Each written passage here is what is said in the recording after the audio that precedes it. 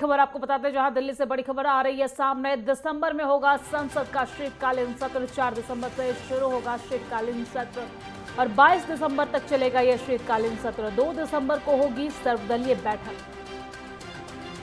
बड़ी जानकारी आप तक पहुंचा रहे हैं, जहां पर दिसंबर में शीतकालीन सत्र की शुरुआत होने वाली है। 4 दिसंबर से 22 दिसंबर तक यह सत्र चलेगा। हालांकि सत्र शुरू होने से पहले 2 दिसंबर को सर्वदलीय बैठक बुलाई गई है। बड़ी जानकारी आप तक पहुंचा रहे हैं दिल्ली से बड़ी खबर आपके टीवी स्क्रीन पर, जहां पर शीतकालीन सत्र की तिथि घोषित कर दी गई है। दिसंबर में होगा संसद का शीतकालीन सत्र। 4 दिसंबर से शुरू होकर 22 दिसंबर तक यह सत्र चलेगा। हालांकि इस सत्र के शुरू होने से पहले 2 दिसंबर को सर्वदलीय बैठक बुलाई गई है। बैठक में कई अहम चर्चे किए जाएंगे और सत्र के शुरू होने से पहले 2 दिसंबर को ये बैठक सत्र के शुरू होने से पहले कई पहलुओं में काफी अहम होने वाला है। 22 दिसंबर तक ये सत्र चलेगा। आपको बता दें कि 2 दिसंबर को सर्वदलीय बैठक बुलाई गई है। 4 दिसंबर से सत्र की शुरुआत हो रही है, शीतकालीन सत्र की शुरुआत हो रही है और 4 दिसंबर से पहले 2 दिन पहले 2 दिसंबर को सर्वदलीय बैठक बुलाई गई है। 4 दिसंबर से 22 दिसंबर तक यह सत्र चलने वाला है। दिल्ली से बड़ी खबर आप तक पहुंचा रहे हैं। इस वक्त की बड़ी खबर दिल्ली से आपकी टीवी स्क्रीन पर, जहां पर 4 दिसंबर से शीतकालीन सत्र की शुरुआत होने वाली है। 2 दिसंबर तक होगी शीतकालीन सत्र की शुरुआत से पहले 2 दिसंबर को सर्वदलीय बैठक होगी। 4 दिसंबर से सत्र की शुरुआत होने वाली है। 22 दिसंबर तक ये सत्र चलेगी और सत्र के शुरुआत से पहले 2 दिसंबर को एक सर्वदलीय बैठक बुलाई जाएगी। कई मायनों में ये बैठक काफी अहम रहने वाला है। सत्र के शुरू होने से पहले ये 2 दिसंबर को सर्वदलीय बैठक बुलाई गई है। बैठक में कई अहम पहलुओं पर चर्चा किए जाएंगे। बड़ी जानकारी आप तक पहुंचा रहे हैं दिल्ली से बड़ी खबर आपकी टीवी स्क्रीन पर, जहां पर 4 दिसंबर से शुरू होगा शीतकालीन सत्र। 22 दिसंबर तक चलेगा शीतकालीन सत्र और 2 दिसंबर को होगी सर्वदलीय बैठक। बड़ी खबर आप तक पहुंचा रहे हैं दिल्ली से बड़ी खबर, जहां 4 दिसंबर से शुरू होगा शीतकालीन सत्र और 22 दिसंबर तक ये सत्र चलेगा।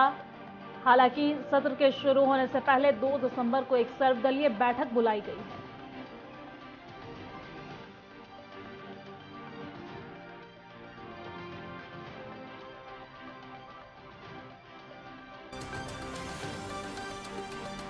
बड़ी जानकारी आप तक पहुंचा रहे हैं दिल्ली से बड़ी खबर आपके टीवी स्क्रीन पर। दिसंबर में होगा संसद का शीतकालीन सत्र। 4 दिसंबर से शुरू होगा शीतकालीन सत्र।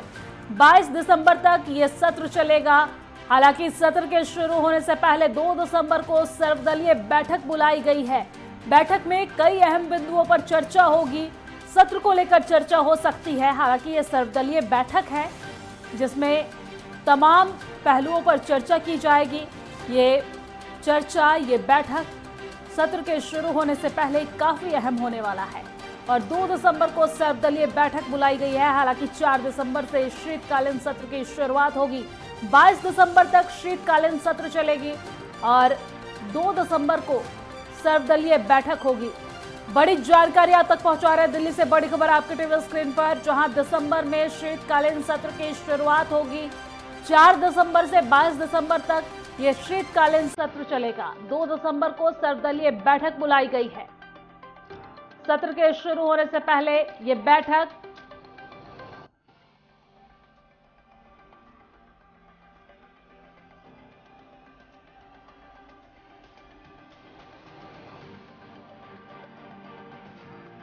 बड़ी खबर आप तक पहुंचा रहे हैं दिल्ली से।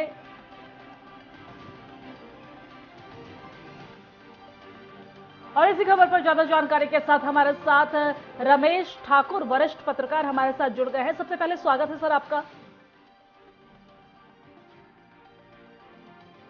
4 दिसंबर से सत्र की शुरुआत होने वाली है। 22 दिसंबर तक ये सत्र चलेगी। हालांकि 2 दिसंबर को सर्वदलीय बैठक बुलाई गई है। बैठक किन किन पहलुओं पर काफी अहम होने वाली है?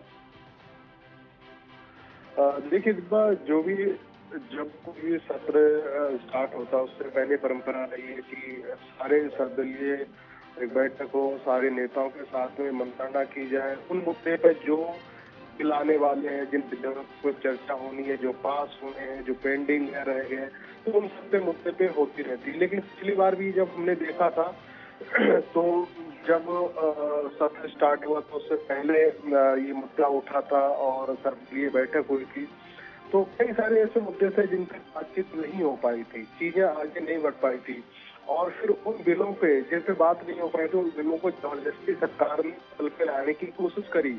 तो अंततः क्या हुआ, दोनों लोगों में सहमति नहीं बन पाई, पक्ष विपक्ष में। तो वो तब के कई सारे ऐसे विधेयक हैं जो लटके हुए हैं। तो मुझे लगा उन विधेयकों को आगे बढ़ाना चाहिए और उनमें क्या खामियां, क्या कमियां, क्या चीजें को जोड़ना चाहिए, तो उन्हीं मुद्दों पे डिस्कशन होगा। लेकिन इतना तय है, ये जो सत्र है ये इतना आसान होने वाला नहीं है, क्योंकि इसके बाद में क्या नाम, लोकसभा का जो चुनाव का बिगुल बच जाएगा और 5 राज्यों के रिजल्ट भी आ चुका होगा।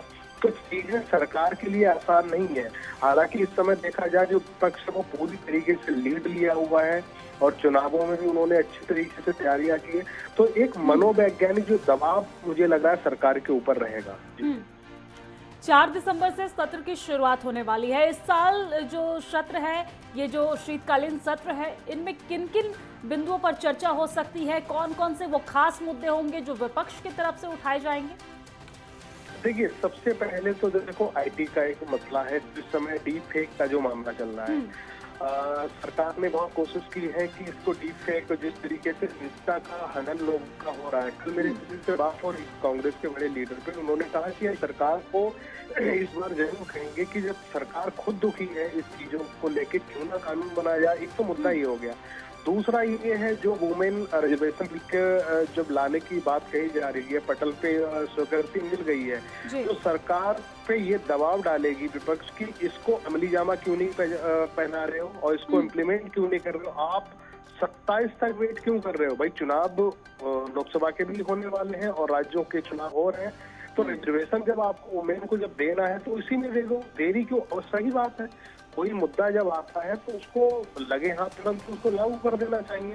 तो उसको ढीले के तौर पे वो एक लोक लुभावन चीजों को बना के क्यों छोड़ो। तो 2 मुद्दे तो ये बहुत प्रमुख है।